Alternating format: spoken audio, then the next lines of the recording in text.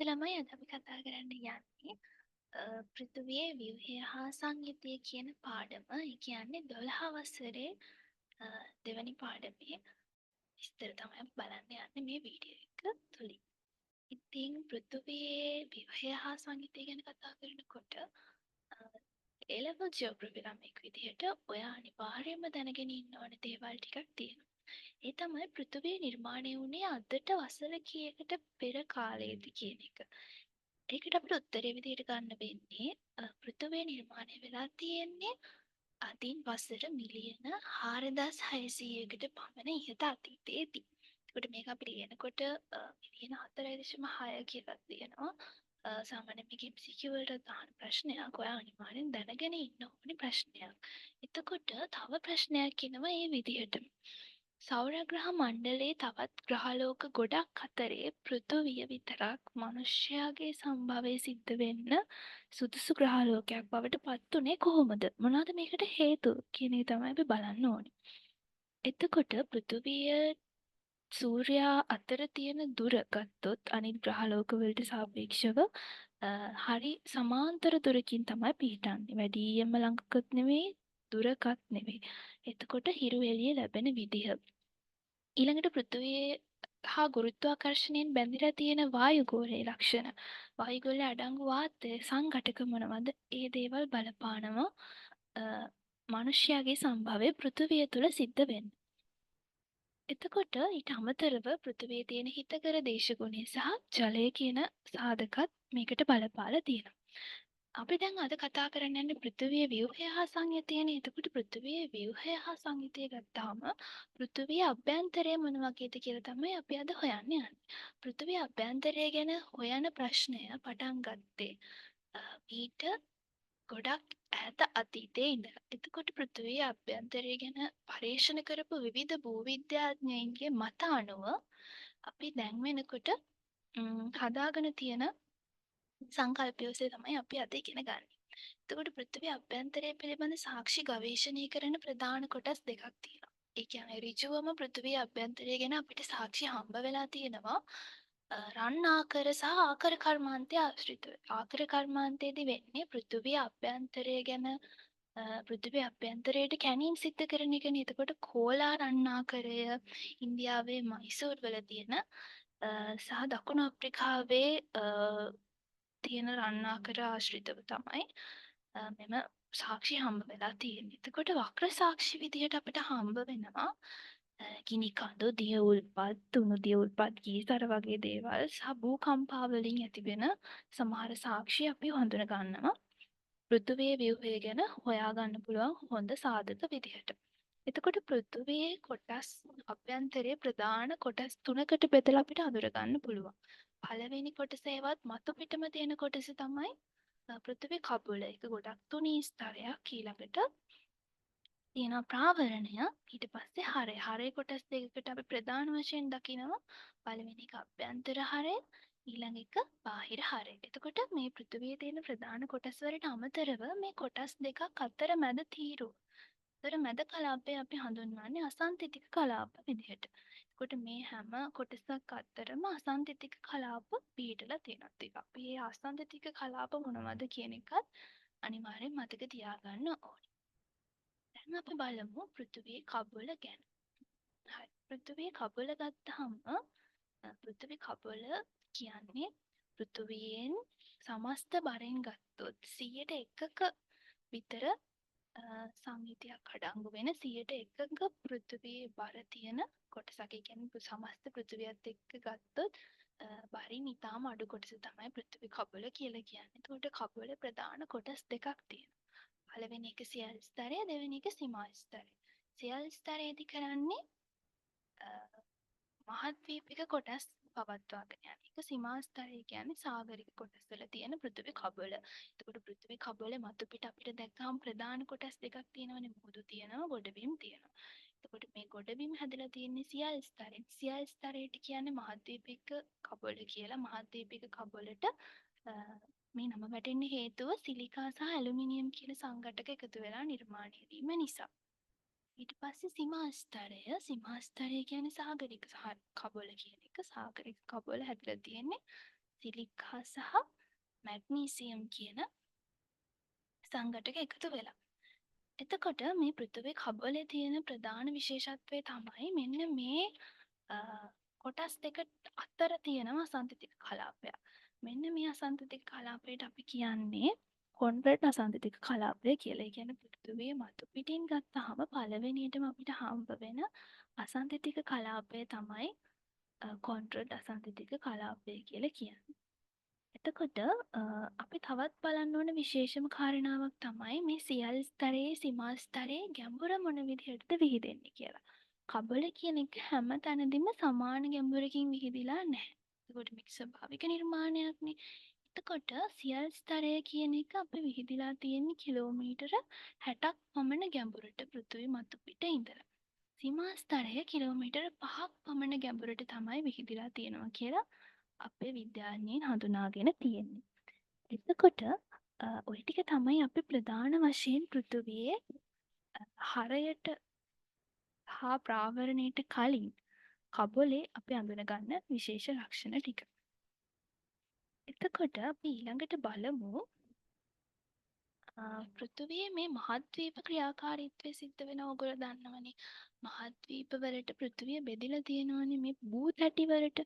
මහද්වීප වශයෙන් බෙදලා තියෙන ගොඩක් වෙලාවට භූතැටි පදනම් කරගෙන. එතකොට මේ භූතැටි බෙදීම භූතැටි චලන සිදුවීම කොහොමද නිර්මාණය වෙන්නේ කියන එක අපි මේ පෘථිවිය අභ්‍යන්තරයේ ක්‍රියාකාරීත්වයට සම්බන්ධ දෙයක් නිසා අපි ඒකත් මෙතනදී චුට්ටක් කතා කරලා බලමු. ඔයාලා දන්නවනේ පෘථිවියේ හරය කියන කොටස පෘථිවියේ හරයේ අන්තර්ගත වෙලා තියෙනවා හද උෂ්ණත්වයක් තියෙන පාෂාණ. එතකොට මේ පාෂාණ වලින් නිකුත් වෙන මේ විකිරණශීලී කිරණ අනිවාර්යයෙන් මෙහෙම චක්‍රීයව සංසරණය වෙනවා. අපි මේක ඉස්සරහටත් ඉගෙන ගන්නවා. මේ විදිහට චක්‍රීයව සංසරණය වීමත් එක්ක මේ ක්‍රස්ට් එකේ කියන්නේ පෘථිවි කබලේ තියෙන තැටිවලට බෙදී තිබෙන කොටස් ඒ තැටි එකිනෙකට චලනය වෙනවා වෙන වෙනම චලනය වීමක් සිද්ධ වෙනවා. එතකොට මේ සංවහන ධාරාවල ක්‍රියාකාරීත්වයේ යම්කිසි වෙනසක් සිද්ධ වුණොත් එහෙම එතකොට මේ මහද්වීපවල චලනය වෙනස් වෙනවා කියලා අපි අඳුන ගන්නවා. එතකොට මේ සංවහන ධාරා ක්‍රියාකාරීත්වය නිසා පෘථිවිය කබලට යම්කිසි බලපෑමක් සිද්ධ වෙනවා. ඒ කියන්නේ මේ හරයේ ක්‍රියාකාරීත්වය නිසා. හරි. ඒක තමයි අපේ විශේෂ ලක්ෂණ ටික කබලේ. ඊළඟට අපි බලමු ප්‍රාවරණය ගැන. හරිද? ප්‍රාවරණය කියලා කියන්නේ තවත් විශේෂ දෙයක් තමයි කබලයි ප්‍රාවරණයයි අතර තියෙන අසන්තතික කලාපය. දැන් අපි කබලේ ප්‍රධාන කොටස් දෙකේ අසන්තතික කලාප කතා කරානේ. ඊට පස්සේ ප්‍රාවරණයයි කබලයි අතර තියෙන අසන්තතික කලාපයට අපි කියන්නේ මොහොරෝ විසික් අසන්තතික කලාපය කියලා.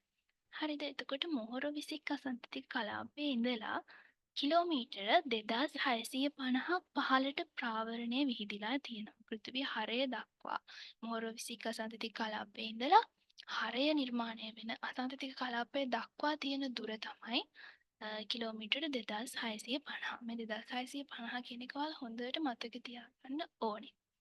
හරිද? එතකොට ප්‍රාවරණයේ ඉහළ ප්‍රාවරණයේ පහළ ප්‍රාවරණයේ කියලා අපි හඳුනා ගත්තට ඒකේ අර ඍජු බෙදීමක් අසන්තතික කලාපයක් ආශ්‍රිත බෙදීමක් අඳුනගන්නේ නැහැ. ඊට පස්සේ අපිට ප්‍රාවරණයේ ලක්ෂණ ගැන කතා කරොත් එහෙම පෘථිවියේ සමස්ත ස්කන්ධයෙන් 101ක් කබලට අයිති වෙනවා කියලා අපි කලින් කතා කරානේ. ඒ වගේම පෘථිවියේ සමස්ත ස්කන්ධයෙන් 3/2ක් ඒ කියන්නේ විශාලම කොටසක් අයිති වෙන්නේ ප්‍රාවරණය කියන කොටසට. ඊළඟට අපි කතා කරමු කොහොමද හරය ක්‍රියාකාරීත්වය දකින්න ලැබෙන්නේ කියලා. හරය කියලා කියන්නේ මෙන්න මේ කොටස් දෙක. හරයේ ප්‍රධාන කොටස් දෙකයි ඇතුළත හරය සහ පිටත හරය කියලා. එතකොට මේ කබලයි ප්‍රාවරණයයි අතර තියෙන්නේ මොහොරෝ විසික් අසන්තතික කලාපයනේ. ඊට පස්සේ ප්‍රාවරණයයි හරයයි අතර තියෙන අසන්තතික කලාපය අපි හඳුන්වන්නේ ගුටෙන්බර්ග් අසන්තතික කලාපය කියලා. ඉතින් මේ ගුටෙන්බර්ග් අසන්තතික කලාපයේ ඉඳලා කිලෝමීටර 2250ක් ගැඹුරට විහිදෙනවා මේ හරය කියන කොටස. හරයේ ඉහළ කොටසයි පහළ කොටසයි කියලා කොටස් දෙකක් තියෙනවානේ. ඉතින් ඉහළ හරයයි පහළ හරයයි අතරත් අපි අසංතතික කලාපයක් තියෙනවා කියලා හඳුනා ගන්නවා. මේ අසංතතික කලාපයට කියනවා අපි ලේමන් අසංතතික කලාපය කියලා.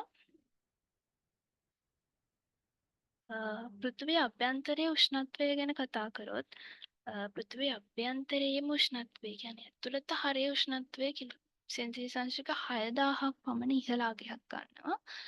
එතකොට පෘථිවියේ ඇතුළු හරය ඝන යගුලියක ස්වරූපයක් වෙන්න තද පාෂාණ වලින් සමන්විතයි කියලා හඳුන්වනවා.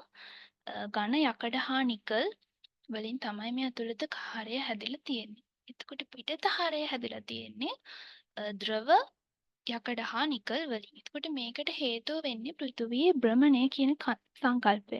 එතකොට පෘථිවියේ භ්‍රමණය වෙනකොට පෘථිවියේ තියෙන බර යකඩ හා නිකල් කොටස් මැදට එකතු වෙලා ද්‍රව කොටස් ඒ වටේ තියෙන බාහිර හරයේ තැන්පත් වෙලා තියෙනවා කියලා හඳුන ගන්න පුළුවන්. එතකොට යකඩ නිකල් කියන ඒවා බර මූලද්‍රව්‍ය. එතකොට ඒවා හරයටත් සිලිකන් වගේ මූලද්‍රව්‍ය, මැග්නීසියම්, සිලිකන්, ඇලුමිනියම් වගේ මූලද්‍රව්‍ය කබල කොටසෙත් ඉතුරු වෙන්න හේතුව ඒ පෘථිවියේ භ්‍රමණයත් එක්ක සිද්ධ වෙන සංසිද්ධිය නිසා. ඊළඟට අපි කතා කරන්න යන්නේ පෘථිවියේ තියෙන විශේෂ ගති ලක්ෂණ මොනවද කියලා.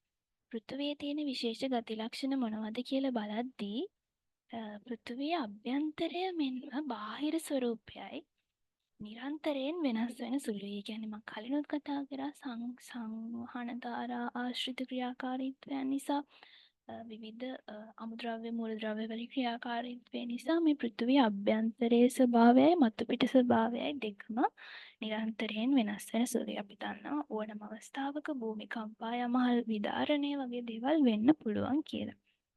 එතකොට කිලෝමීටරයකට සෙල්සියස් අංශක 25ක් පමණ උෂ්ණත්වය පෘථිවිය ගැඹුරට යන්න වැඩි වෙනවා. ඒක තමයි මේ පෘථිවියේ තියෙන තවත් විශේෂ ලක්ෂණය.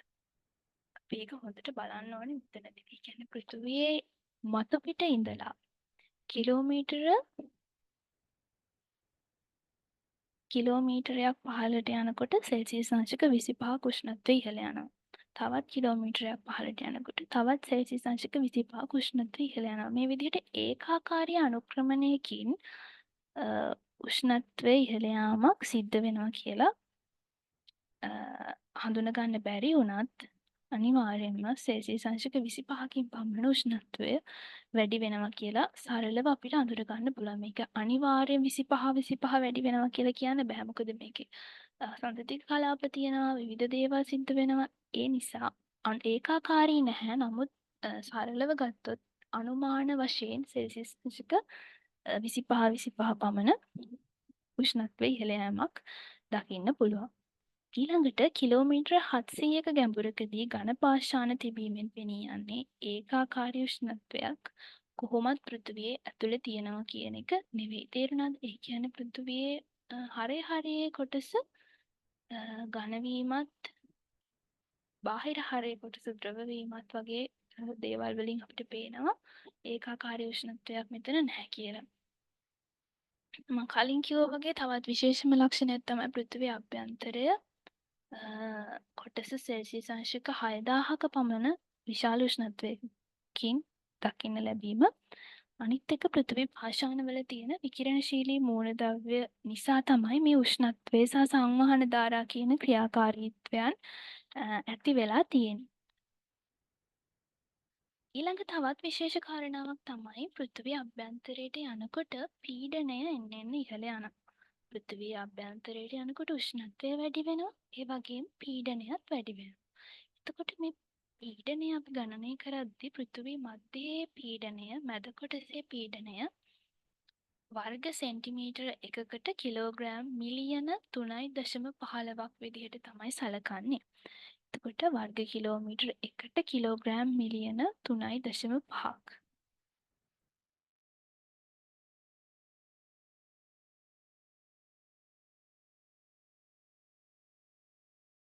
මම යාලට ඒක කරලම පෙන්නන්නම්.